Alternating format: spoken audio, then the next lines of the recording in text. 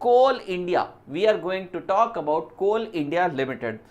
भैया गवर्नमेंट जो है, जो बड़ी बड़ी कंपनीज पीएसयू रहती है, उन्हें महारत्न और नवरत्न का स्टेटस कन्फर करती है, उसमें से एक कंपनी कोल इंडिया के बारे में आज हम पढ़ेंगे। इस कंपनी के बारे में आपको कुछ बातें हैरान कर देगी। तो सबसे पहले शुरुआत करते हैं इसके ईयर ऑफ इनकॉर्पोरेशन से। ईयर ऑफ इनकॉर्पोरेशन इज 1975 और इसका हेडक्वार्टर है कोलकाता में। अगर इनके फाउंडर की बात करी जाए तो फाउंडर है प्रमोद अग्रवाल जी, जो कि एक आईएएस रह चुके हैं, और सीएफओ हैं इनके संजीव सोनी साहब।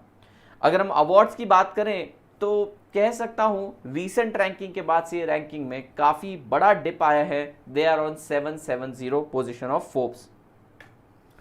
If you talk about their quantum or the size or the operation, they are the largest coal producing company in the world, not only in India but in world. अब ये बात तो भैया सही है, जो कंट्रीज डेवलपिंग कंट्री रहती है ना, वहाँ पे एनर्जी का एक्सट्रैक्शन ज़्यादा करवाते हैं वो प्राइमरी सोर्सेज के थ्रू। तो India is one of the biggest contributor in coal industry. World की सबसे बड़ी कोल जो कह सकते हैं कंपनी है वो that is CIL, contributes about 84% of coal production in India. भैया 84%, this is a one-sided market, I can say 84%. Operating in 82 mines, commands 74% of Indian coal market. CIL ने 2 जॉइंट वेंचर करे अपनी स्ट्रेंथ को enhance करने के लिए। पहला है International Coal Venture Private Limited, ICVPL, International Coal Venture Private Limited, और दूसरा बहुत इंपॉर्टेंट है एग्जाम पॉइंट ऑफ व्यू से, NTPC ऊर्जा के साथ। तो CIL that is Coal India Limited and NTPC ऊर्जा 50-50 की। सो इनको कुछ अवार्ड मिले हैं, CSR winning award for rural development and infrastructure. इनकी सब्सिडीज के बारे में भी चर्चा करते हैं। याद करना है आपको एग्जाम पॉइंट ऑफ व्यू से बहुत ज़्यादा इंपॉर्टेंट है। इनकी टोटल 8 सब्सिडीज हैं।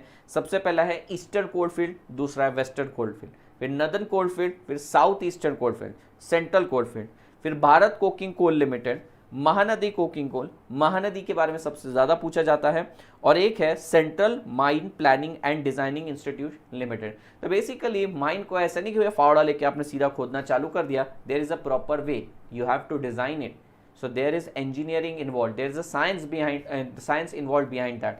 तो ये सारी चीज़ें कौन करता है बेटा, ये central mine planning and design institution limited.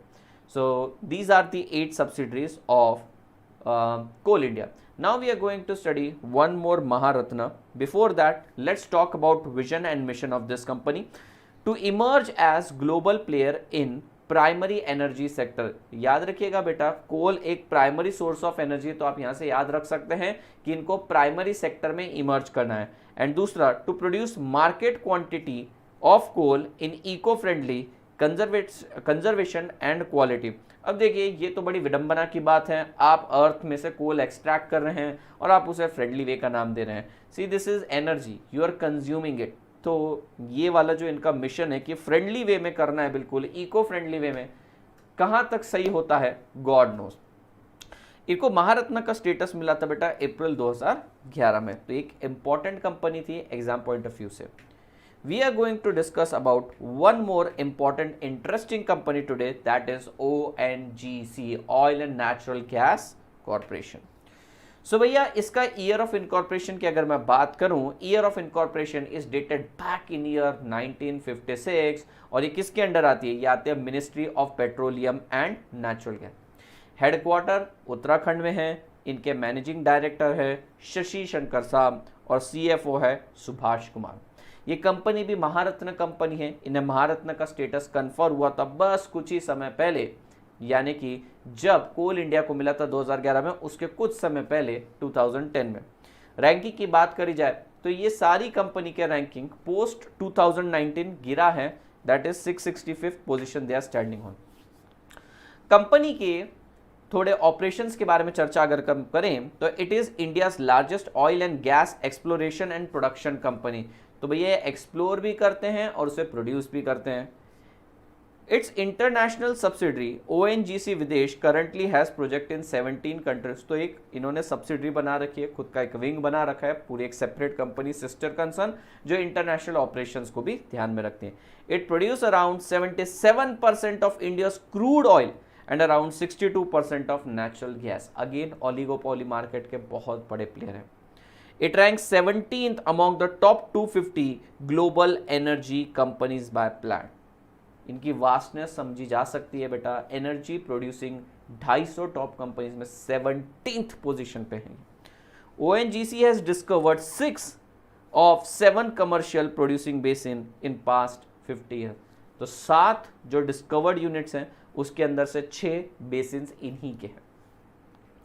अगर हम बात करें कुछ अवार्ड्स की तो इन्हें golden peacock award for risk management मिला है।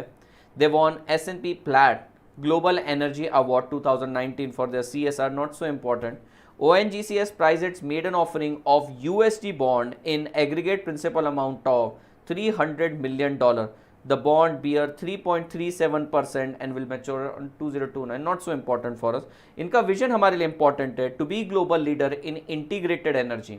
They want to become global leader. Already 17 position पर है, but they want to become global leader in integrated energy business through sustainable growth, knowledge, excellence and exemplary governance practices.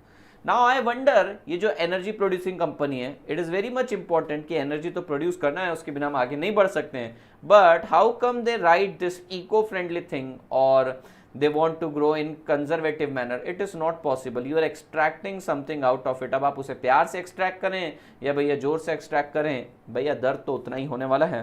तो energy is of course a need, but energy crisis are soon going to be a big problem.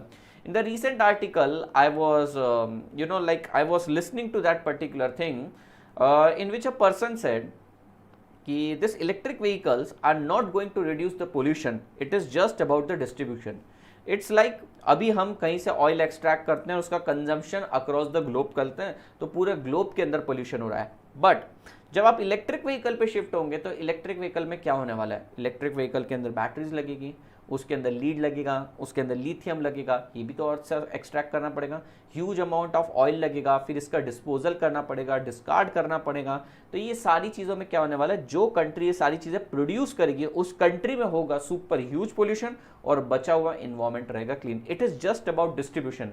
पहले होता था 10 लोगों के पास, सबके पास एक रुपया दे रखा था। अब 9 लोगों के पास कुछ नहीं दिया है, सिर्फ 10वें इंसान के पास 10 रुपये दिया। ये बात सिर्फ उतनी है। The total amount of pollution is going to remain more or less the same. So भैया आप बताइएगा आपको नेक्स्ट कौन सी कंपनी के बारे में सुनना है, कमेंट सेक्शन में जरूर बताइएगा। आपकी रिक्वेस्ट हम पूरी करेंगे, बट आप पे एक रिस्पॉन्सिबिलिटी के इस चैनल को सब्सक्राइब करना है, वीडियो को लाइक करना है और शेयर जरूर करिए। Till then bye bye, tata, take care, जय हिंद दोस्तों।